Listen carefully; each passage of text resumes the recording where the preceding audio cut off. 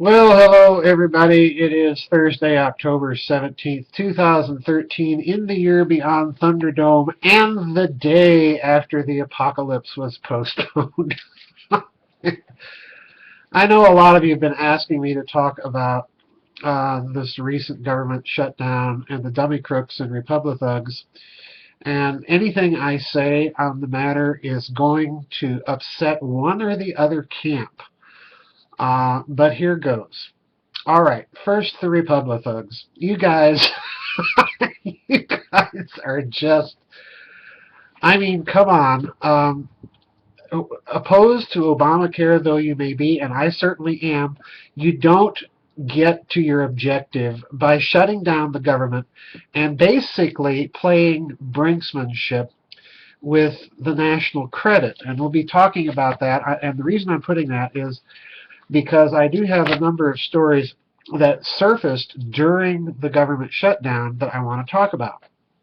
And they're very important because it's an indicator of what's going on in the world at large and how the United States of America is being seen, being viewed, and certainly how this recent event played out in terms of other nations seizing the opportunity to advance their own agenda. So we're going to talk about that. But come on, Republicans. I mean, it's just. And on the other side, come on, dummy crooks. The fact of the matter is, you passed a bill in the middle of the night that you hadn't read, that Mrs. Pelosi tells us, well, we got to pass to find out what's in it. Well, now we're finding out. We have a website. The architecture is so poorly designed.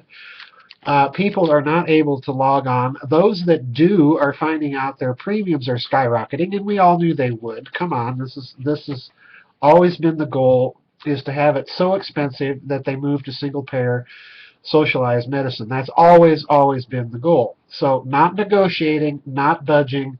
I'm sorry, dummy crooks, you're as equally to blame as the Republicans, except maybe a little less because you guys at least weren't stupid about it. Anyway, here we go. News and views. I have four articles in front of me that I want to talk about.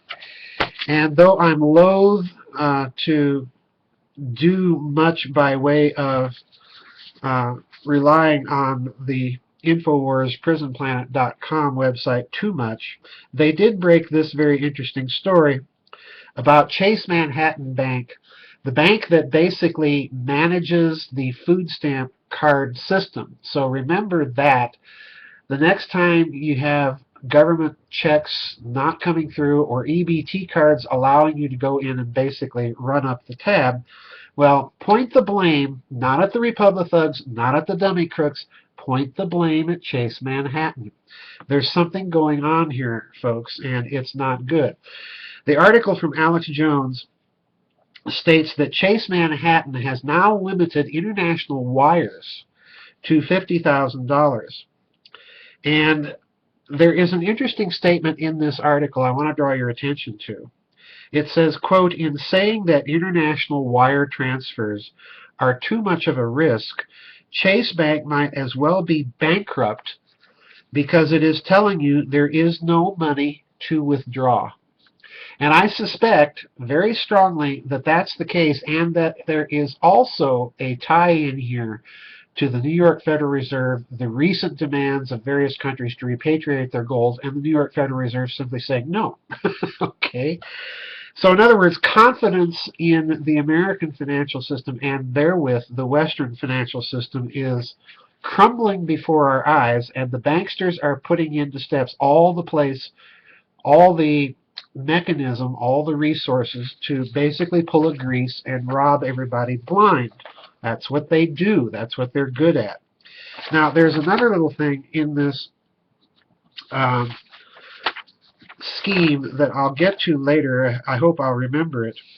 But the real story here in this last run-up to this recent budget deal, and let's be honest, folks, nothing was done other than kicking the can down the road.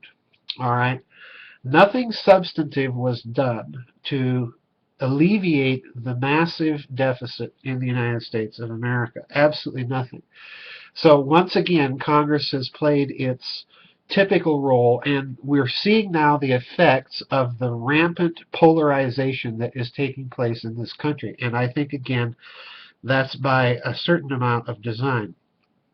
While all of this is going on, remember the old adage, never allow a good crisis to go to waste. In other words, a crisis is an opportunity for various people to advance their agenda. And in this case, the people advancing their agenda is China. Now, lest we think that China is acting irresponsibly, I don't think they are. In fact, I think they're acting the only way a sane sovereign nation would do, especially one holding such massive amounts of American debt. We've been covering the story here about how the BRICS nations have been quietly moving to bilateral currency swaps amongst themselves, bypassing the dollar completely. So in other words, they're not making an overt challenge to set their own currencies up as a reserve currency. They're not strong enough to do that. Their currencies are not. Neither are their economies, but they are strong enough to bypass the dollar completely, and that's being done. And incidentally, while all this is going on, China and Europe just very quietly agreed to set up the same types of arrangements between European countries and China, and that means eventually European countries and the rest of the BRICS nations, Russia, Brazil, India, and South Africa. Now, in China's daily news, the Xinhua news service, there was an editorial, and I want to read two paragraphs from this editorial that's an example of letting this crisis give them an opportunity to hammer home once again the fact that there needs to be a change in the world economic structure. Xinhua said this, quote, instead of honoring its duties as a responsible leading power, a self-serving Washington has abused its superpower status and introduced even more chaos into the world, and that certainly did happen, by shifting financial risks overseas, instigating regional tensions amid territorial disputes, and fighting unwarranted wars under the cover of outright lies. And again, sadly, with Syria, with the manipulation of the Arab Spring, this is what we've seen happening. The solution for Beijing is to de-Americanize the current geopolitical equation, starting with more say in the International Monetary Fund and World Bank for emerging economies and the developing world. So now that's it right there. That little statement tells you what's been going on in the international finance capital world, because I've been pointing out the hidden story that's been going on behind the scenes is the economic powers of the world have been pulling out all of that capital from the developing world and shoving it back into North America. Now, that's going to be very interesting to see what happens, because this is coming in the wake of the Chase Manhattan announcement. And what Chase is really saying here is, we want that capital to stay here. Okay? That's really what's going on. So I'm taking a bit of an issue with the idea that InfoWars, Alex Jones' site, put out, in that it probably is not simply an indicator of bankruptcy, it's an indicator of something else. They want that capital to stay here and to be used here. And that's a key indicator, because I've argued all along that we're looking at something like a retrenchment going on. The outlines of it are kind of fuzzy. Some people absolutely dispute that analysis altogether, and I wholeheartedly admit the reasons why they do that. Nonetheless, that's the way it looks to me. Now, the article goes on to say that, quote, as for the move away from the U.S. dollar, it's already on in varying degrees of speed, especially concerning trade amongst the BRICS group of emerging powers, which is now overwhelmingly in their respective currencies. The U.S. dollar is slowly but surely being replaced by a basket of currencies, and that's quite true.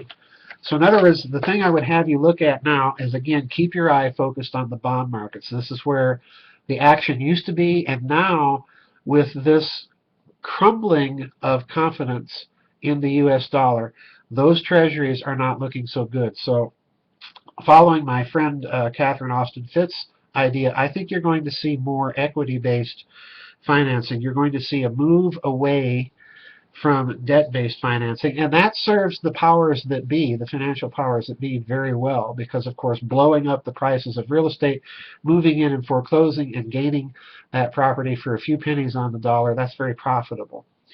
Now, the other component I want to point out here is an article in the London Daily Telegraph. When I was in Great Britain, we like to call it the Daily Torygraph, because it's a newspaper that's definitely on the political right in Great Britain. But it has an interesting take on all of this move from the dollar. And it says this, quote, lack of any credible alternative means that the move away from the dollar won't happen so quickly. For all the progress of the last 30 years, China now remains a much smaller economy than the U.S. and in any case is nowhere near ready financially to assume such a role. As for the euro, the dollar needn't trouble itself much about this one-time pretender to the throne. Yet, rarely before has international dissatisfaction with the dollar's role as a reserve currency to the world been as great as it is now. The most visible anger comes from China, with more than $3 trillion worth of foreign exchange reserves, 1.3 trillion of that held in U.S. treasuries. For ordinary Chinese, it has come as a revelation to discover they own so much American debt. That they own it in a country which, because of political brinksmanship, may actually default, has provoked an understandable fury. So in other words, don't look for, if this scenario is repeated, don't look for China to play along very much longer. China is signaling that it's just about had it. And Washington now is under the gun of really having to clean up its financial and fiscal act. And that means, like it or not, folks, for those of you in the international audience, I think what that means is you're going to have to see, if they're going to restore this confidence, you're going to have to see budget cuts across the board. That means in defense, that means in entitlements, everywhere. So market realities are coming to play here, folks, and it's going to be interesting to see how the power elite tries to tinker to get themselves around that. Now, the final thing I want to point out, we haven't much time left, but like I say, this has been a week while all of this theater has been going on with, no, we're not going to negotiate, and no, we're not going to back down on Obamacare, and all of this theater going on in Washington, D.C., the real financial news has been conveniently shuffled aside. Now, the last thing I want to draw your attention to is this headline here. I don't know if you can quite see it. There we are. IMF proposal, International Monetary Fund proposal, to tax bank deposits. Now, the Alex Jones article pointed out something very interesting about this Chase Manhattan clampdown on international wires. It pointed out that what their move is they're trying to get to a cashless society so that they can fine and tax and fee us into serfdom. And I think that's the goal. Any of you who've ever had to pay a bounce check fee, they're now up to $50. Now, folks, you cannot tell me that it costs a bank $50 of labor and work to make an entry in their ledger books to cover that bounce check. It's probably nowhere near that. They are literally stuffing it to everybody.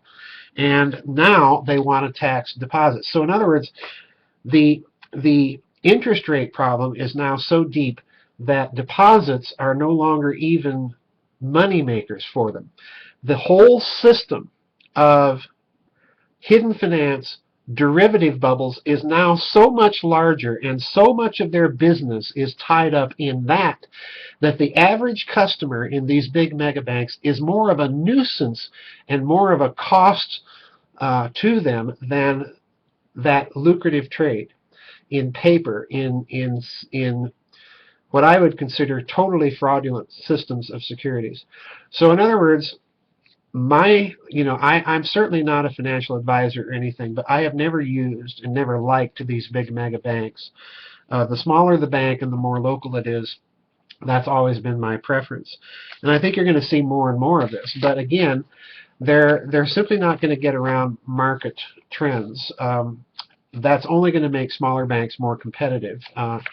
So you're watching a wholesale, I think, financial panic going on, and the market, the international marketplace, is sending clear signals to Washington, D.C. that you have to get your act together.